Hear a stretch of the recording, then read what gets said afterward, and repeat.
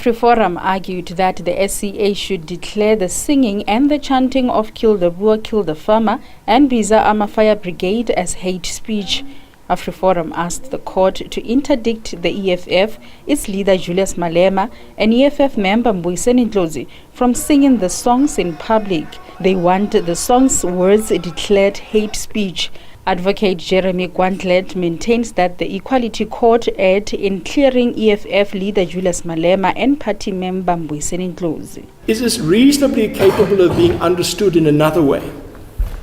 And I go back to issues being raised by Justice Matujani. In the volatility and the rawness of this history, you must know that there are people alive who understand, reasonably understand it as an injunction to hatred. The EFF argues that the struggle songs should not be taken out of context but should be interpreted contextually and in time. It says the assumption that there is a targeted minority is irrelevant and the songs shouldn't be taken literally. Advocate Tembeka Ngwaitobi has submitted that the songs still highlight the land injustice and oppressive system that still exists. And for as long as white supremacy exists, which is manifested in land and property injustice, Mr. Malema is entitled to call for its destruction. He's entitled to call for the destruction of the evil system of apartheid. And so we say that he is bound to call for this eradication. And he made it clear that when he uses farmer or Boer, he doesn't do so in ethnic or racial terms. He is doing so figuratively to shine a spotlight on land injustice which Africans continue to experience.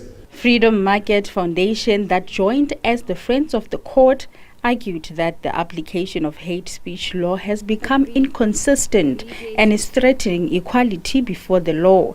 The foundation says it approached the SCA to set precedent for all calls in the direction of equal application of hate speech law and non-racialism. In our view, the earlier Equality Court judgment was elevating powerful politicians to a very high status, treating powerful people with deference and according to a different standard when it comes to South African hate speech law. So our interest here is to end the double standards in the application of hate speech law in South Africa. Security was tightened outside the Supreme Court of Appeal. The SCA precinct cordoned off with barbed wire. Leaders from AfriForum and the provincial EFF leadership were present. Judgment is reserved.